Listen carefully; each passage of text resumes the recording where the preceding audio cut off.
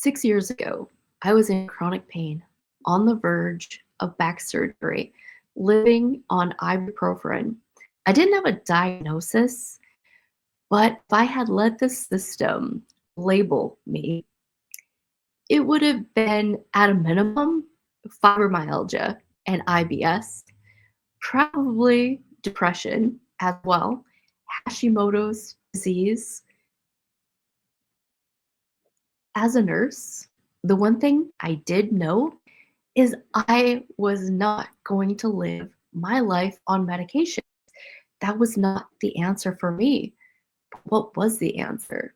The answer was finding the root cause of the problem. So at that time, I had not had my awakening. I was not the person that is bringing you this podcast right now. I was just a normal nurse with a 4-year degree working a job in a system that I trusted. So if you're already hearing it yourself in this little bit of my story, this is the podcast for you. My vision for what I want to share with you is so big, so deep, and so intense.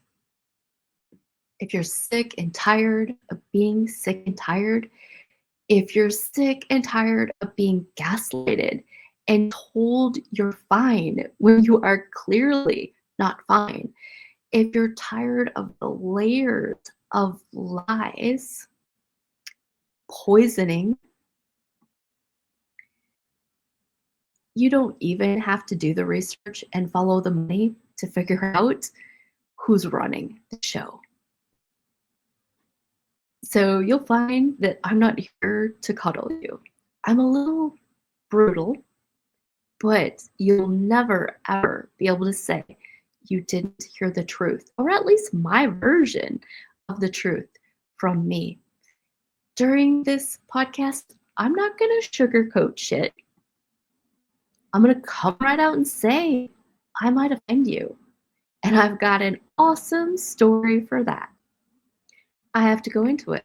I have to tell you that story. See, already, this is not where I was going with my first episode, but being led is important to me. So, this story is about the yeah buts. Ever say that?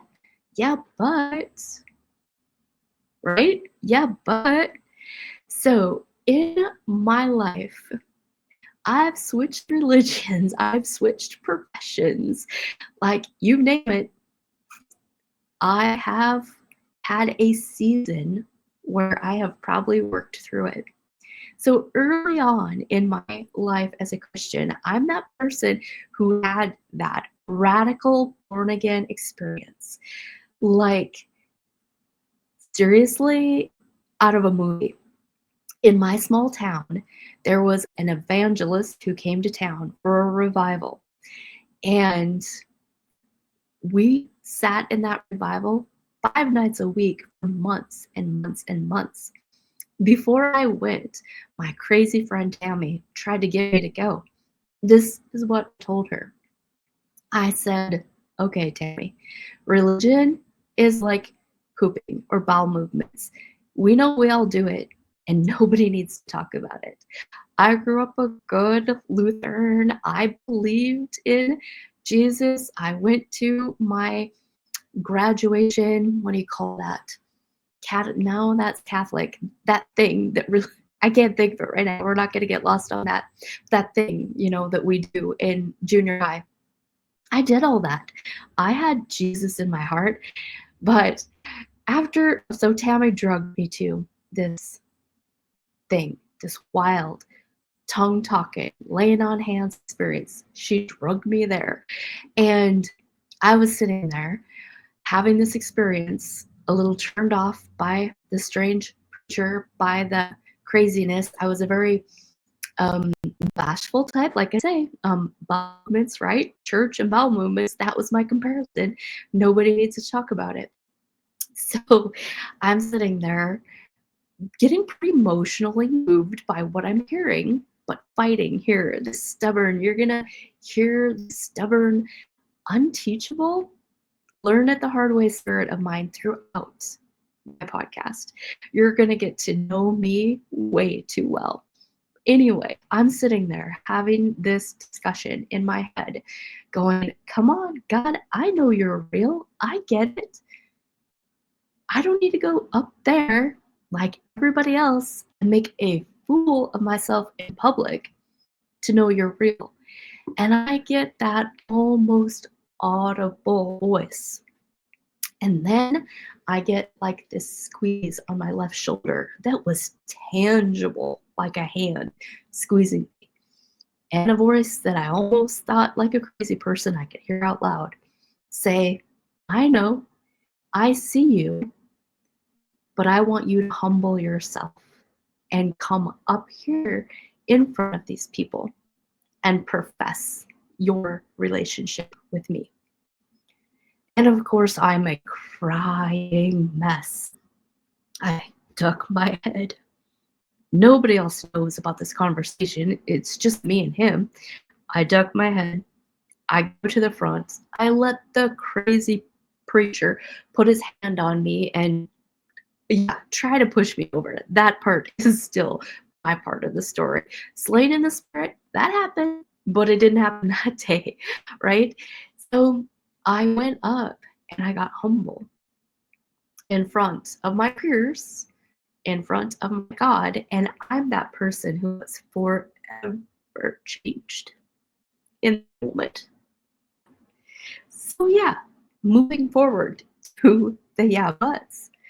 So in this walk, in these new baby Christian years, this huge change, I went from going through a rebellious divorce, hating my life, being out of control. We'll talk all about that in episodes to come. But boom, like that, changed in a heartbeat. And that person who didn't go back. So this yeah but thing, it's a big deal. You need to hear this.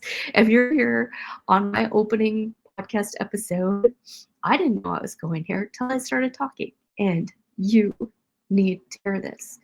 So, being delivered of the yeah buts is a big thing. It's a big demonic thing.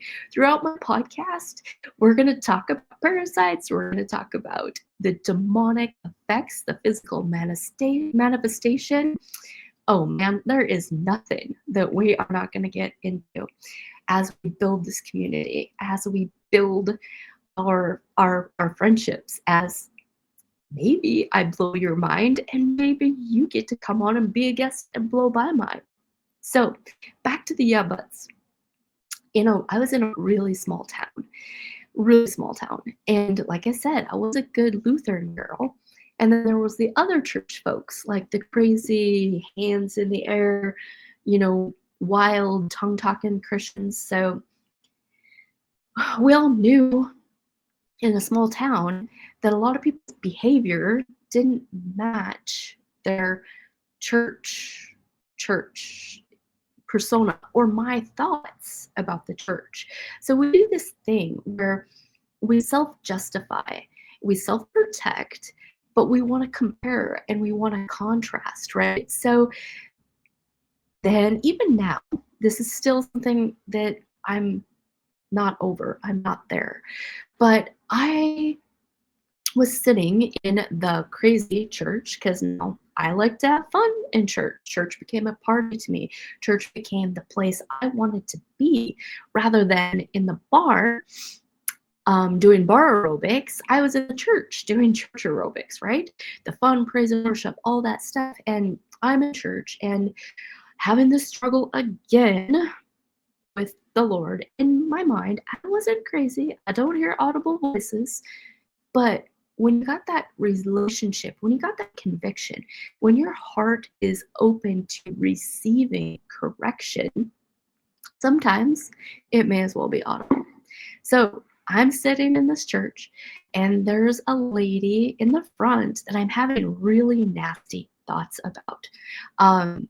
The sister so-and-so thoughts, that judgment. where you're looking out on other people and you're judging what you perceive to be their life. And, we'll probably talk a lot about stinking thinking and how we make this stuff up in our mind and how it really interferes with our lives. Almost nobody I've ever met has an inner cheerleader. I worked in jail. I worked in corrections. I worked with a lot of legitimately addicted and crazy folks. And I didn't know a thing about parasites then. Man, if I could marry those two things together, wow. Wow, right? Anyway, I'm sitting there thinking self-destructive critically about her. And then I didn't tie it to self-destructive behavior, trauma, whatever's trending, whatever you want to call it, right? But she's an older lady, Sister so-and-so, who had been in that church, going around town, spreading the gospel, right? But giving this Jesus that I found, giving him a really bad name. Because the image that she projected to me was super hypocritical, right? We all know these kind of people. They can keep people away from church. But as the Lord convicted me, she wasn't the problem. I was the problem.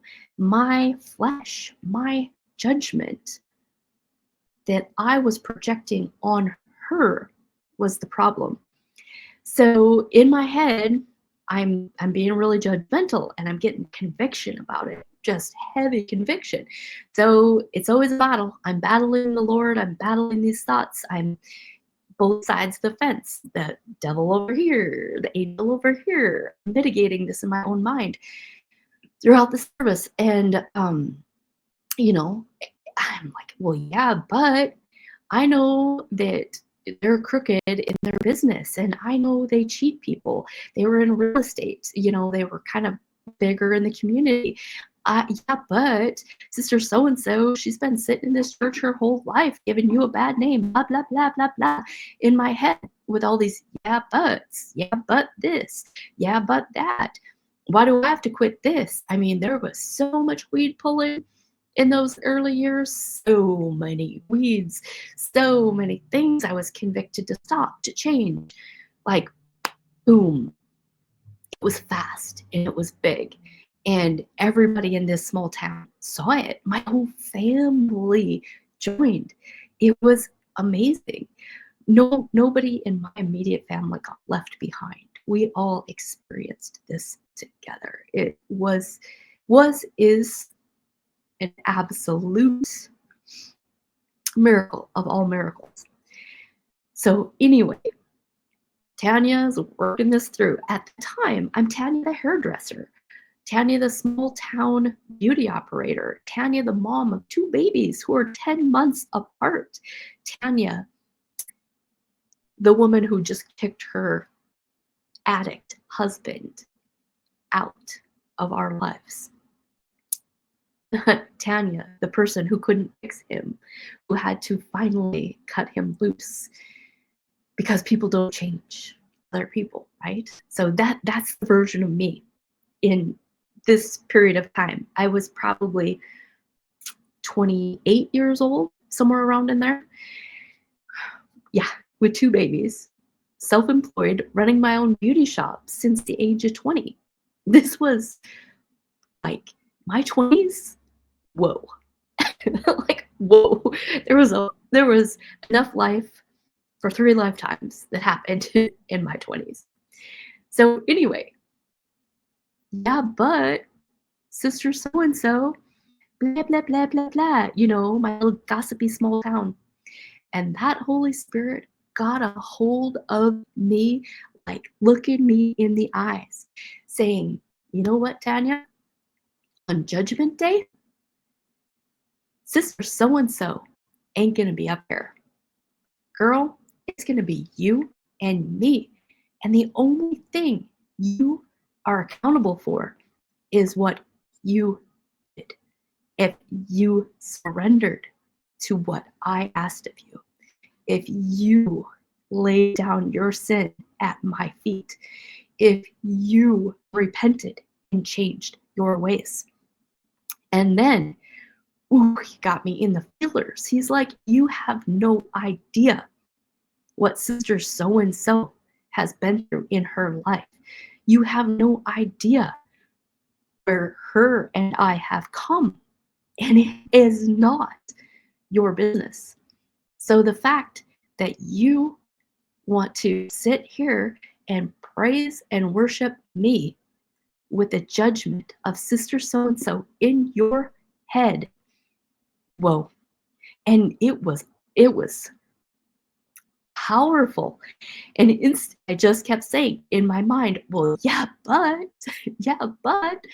So now that is still my check, and I tell this story often. And if you're hearing it and you've got you say it or your kids say it, if someone starts to correct you about something, and the first thing you want to do is spit back, well, yeah, but especially little kids, one sister's in trouble. Well, yeah, but it's their fault. They made me blah, blah, blah, blah, blah, blah. An adult, we still do it. You still do it. If you're mad at your boss and you're being an asshole and you're all like, well, yeah, but they favor your coworker, whatever the situation is, whatever the story is, you get where I'm going. So that's going to be it. That's episode 1. We're going to have so much fun. Stick with me. This is going to be about your physical health, your mental health, your traumas. We're gonna dish it all. I'm gonna tell you so many stories about my health, about my life, about the things that I learned the hard way. Like parenting, I'm the firstborn of 4. Parenting me would have been a nightmare. As a child, I was strong-willed. As a teenager, I was worthlessly lazy. And my parents were beautiful souls. They gave up. In the school system, I started school young. I started college when I was 17. And in the school system, my maturity was there, but learning was hard for me. Really young, I was labeled one of the slow kids. I was in the title classes. I was in the math just, oh my gosh, my freshman year trying to get algebra, they just passed me on. Absolutely no comprehension whatsoever. And slower reading skills. I have a 4-year degree in nursing, but I can't spell half the time. Spell check doesn't know. I'm going to tell you all my imperfections, and I'm going to show you why they make me strong. I'm going to show you why your imperfections make you invincible. If you know how to master your own mind and make those things your strengths. So being labeled the slow kid, my give a shit was broken. I'm one of those people that if you plant the right seeds, I'll grow them. If you plant the wrong seeds, I'll grow them. And I'm not unique. That's you as well. I should tell you a great story about my son and his wrestling coach. You have to expect the best. I'll tell you stories about my son, my children. All I ever told them is that they were called to be above average.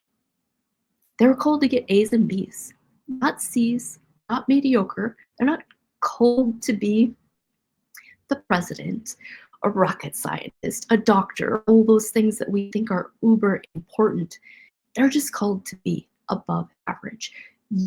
If nobody has told you that before, you are called to be above average. You have it in you. And if nobody told you that, I'm sorry. They did you a disservice. We're going to break through. those curses, those lies from the devil. And we're, as we pull weeds, as we parasite cleanse, those lies are going to come out. You're going to find freedom in your spirit, in your heart, in your mind. We'll talk about forgiveness. I don't even remember what this rant I started with was on. We're going to work on all of that. I am a RN who is divorced from the sick care system. I'm going to tell you all about my awakening and how that happened. And I can't do it all today. You're going to have to tune in. You're going to have to share this episode with your friends. You're going to have to invite people in. We are going to talk so deeply about the human psyche. I don't have those initials behind my name. I have RN. That's it. I have some functional health certifications, but I've got 52 years of hard knocks to share with you. Growth, development, mistakes. I am nothing if I am not transparent. We're going to have fun. We are going to build a community. I'm going to invite you in to work with me in group programs. In the group programs, they're going to be super intimate. We're going to share, we're going to learn from one another. Again, it's going to be holistic. We're going to absolutely work on health, work on diet, work on all of that stuff. But we are going to work on the therapy end. Set your expectations low or maybe high, because I don't have a system behind me. No formal training, no diagnosis bullshit, just raw and real humans helping each other on a personal level. That's what we're going to do here in this podcast as well. We're going to build an invisible community. Are you excited? I'm excited. I'll see you next episode.